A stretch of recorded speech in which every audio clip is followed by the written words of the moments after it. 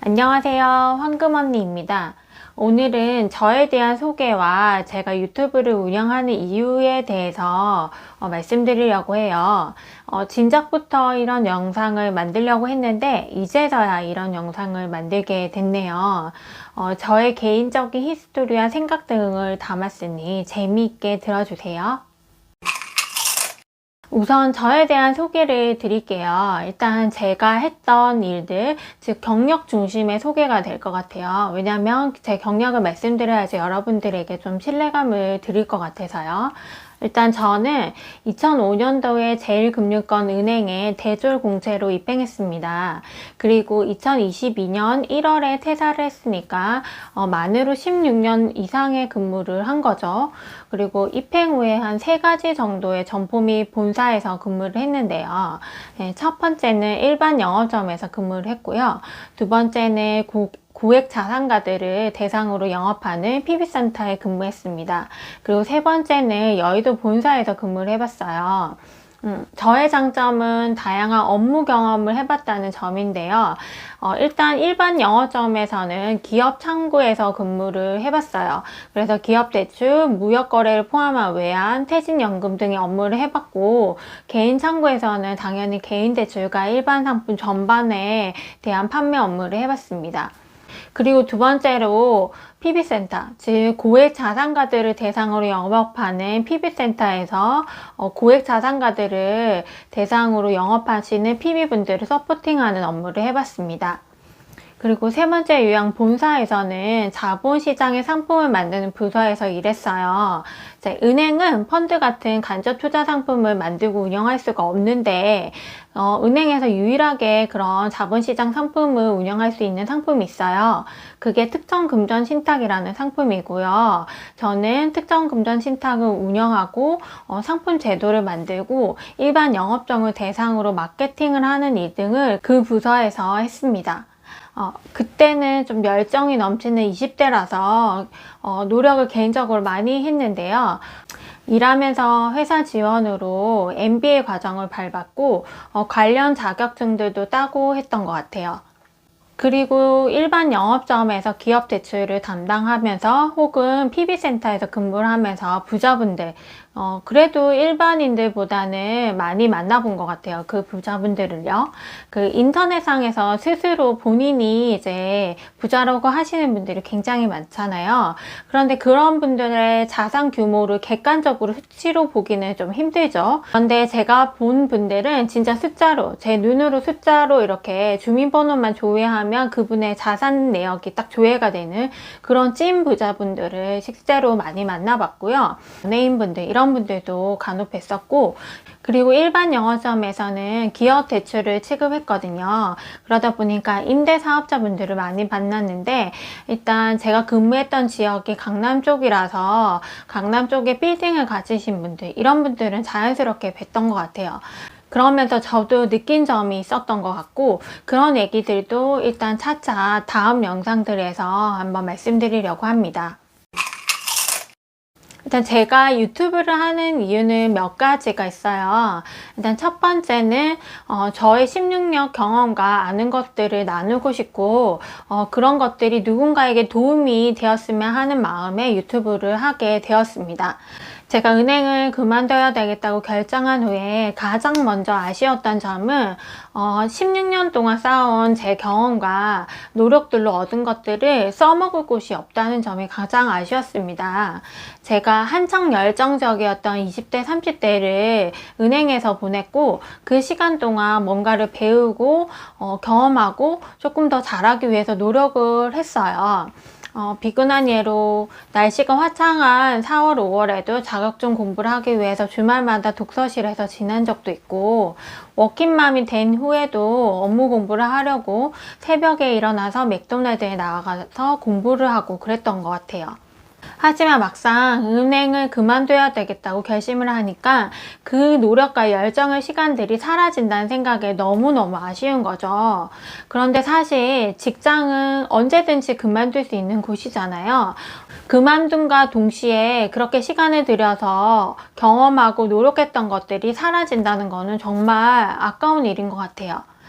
어떻게 되었든 제 경험치를 어딘가에는 써먹어야겠다는 좀 절박한 생각이 들었습니다. 그래서 사라지게 두지 말고 남기자. 그리고 공유하자. 그래서 최종적으로 다른 누군가에게 도움이 되자. 이런 결심을 하게 됐던 것 같아요.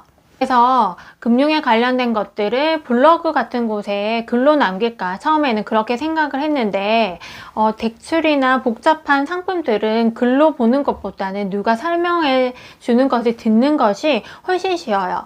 그리고 설명하는 입장에서도 마찬가지입니다. 이게 글로 설명을 하는 것보다는 말로 설명드리는 것이 굉장히 쉽거든요. 그래서 말로 뭔가를 설명할 수 있는 매체는 유튜브밖에 없더라고요.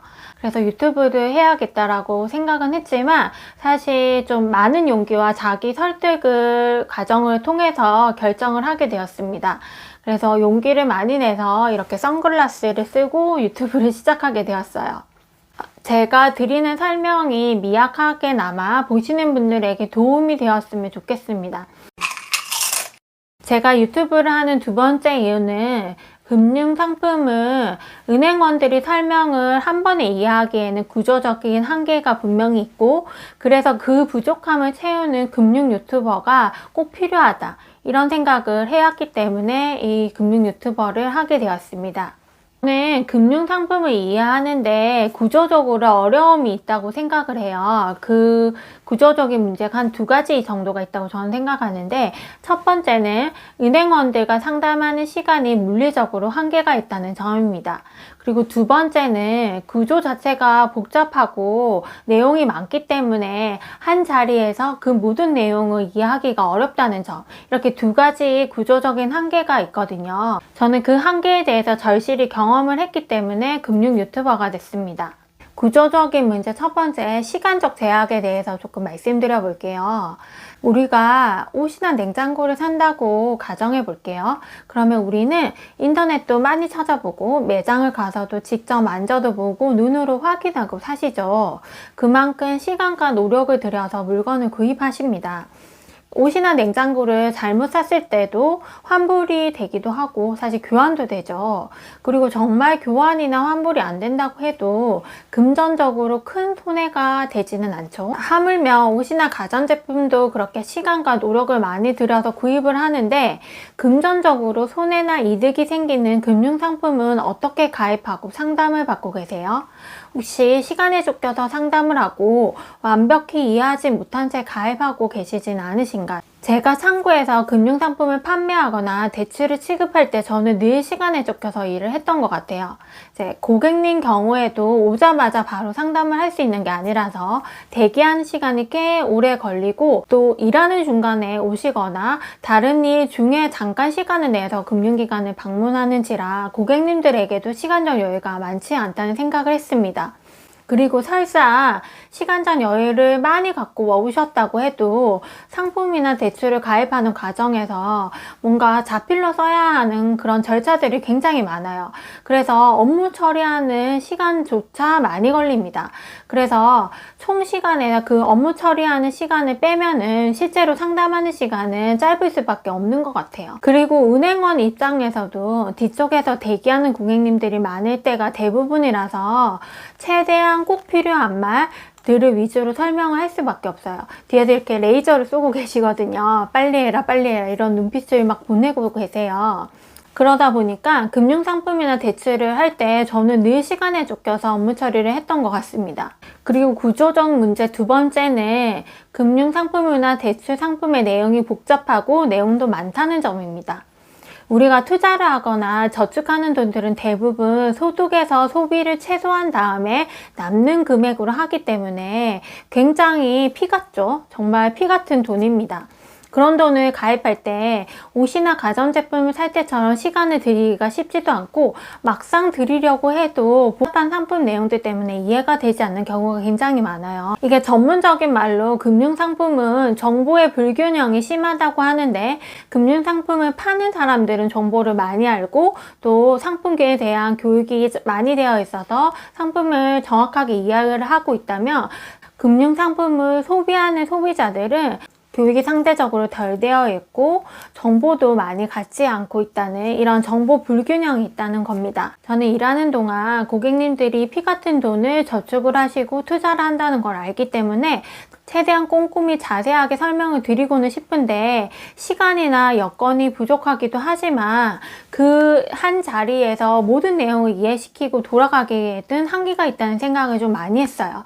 그래서 어디 영상을 찍어두고 이걸 듣고 오시면 정말 좋겠다. 내지는 제가 상품을 가입시켜 드린 고객님들 혹은 대출을 해드린 고객님들에게 돌아가신 후에 영상 같은 것들을 막 보내드리면서 오늘 가입하신 상품의 자세한 설명이 이러이러하니 다시 한번 제 설명을 들으세요 라고 이런 영상 같은 거를 찍어서 보내드리면 어떨까, 이런 생각들을 굉장히 많이 했었습니다.